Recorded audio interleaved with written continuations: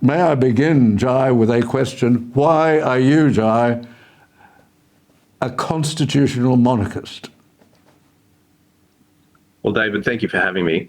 The reason that I would describe myself as a constitutional monarchist is really one of respect for our institutions that have delivered us such a wonderful environment that we all enjoy today. And of course, one of those institutions that was central to that success was that of the Crown and its role in the Constitution.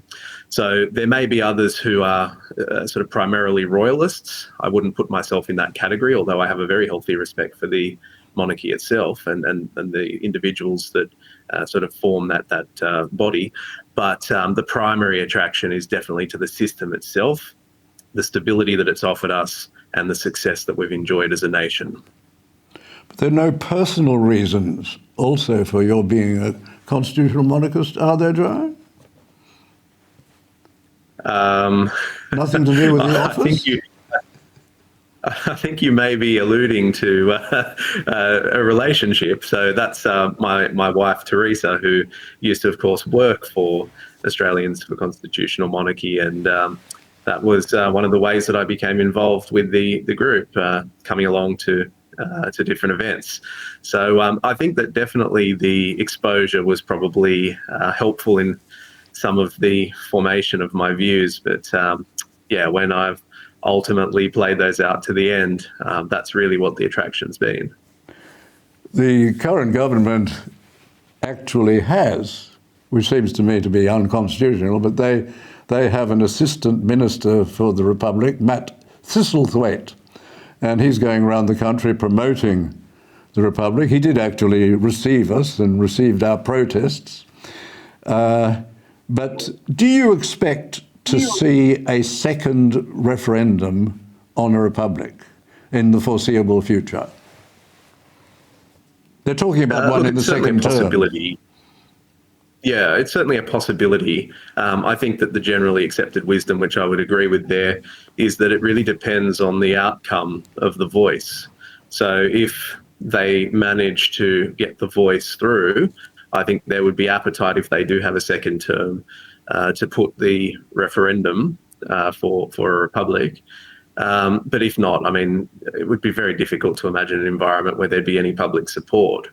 So personally, I don't think that the voice will get up. And I think that recent polling is sort of showing a tide shift in the public opinion and mood on that as people are becoming more educated around it. So no, I don't see that it will happen. I'm not expecting to see a second like a referendum in the second term, if there is a second term. From some research I did before the 1999 referendum, which I put in a book called The Cane-Toed Republic, which was published for the referendum campaign, in that I came to the conclusion that when Australians say no, they mean no. And I went through and looked at referendums where a similar issue had been put. It had been put initially, rejected, and then put again. And I found that there were up to 5 occasions when some questions had been put again to the people, usually about getting more powers for the politicians in Canberra, or changing the constitution, taking away things which they found annoying restrictions on the politicians. And I found that on every one of those occasions, when the same question was put again, the people said no. So I feel that when Australians say no, they mean no. Do you have a feeling about that?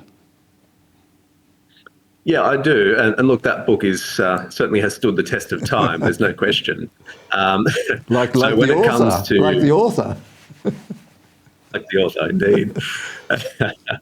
So, no, look, I think that there's one variable in there, which is that the general population, the makeup of the general population, does shift to some extent over time, where there may be people who hadn't previously had the opportunity to vote on that. But I still think that those people, and I'm referring primarily to immigrants, those people are largely coming from places, in the case of the Republic referendum, they're coming from places of instability in a lot of cases. They're coming to Australia for the lifestyle that it offers. And I think if they really rationalise that and think it through, they will come to the conclusion that it's the institutions that have delivered that environment in which they wish to live.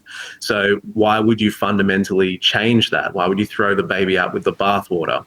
So even if there is a shift in that sense, I don't think that it would mean that people would not wish to retain our existing system, as I think Republicans like to suggest.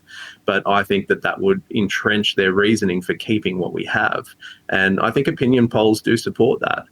So, no, I don't think that a second referendum on this issue would result with a different or produce a different result. I think that people would be quite comfortable retaining what we have because nothing has fundamentally changed.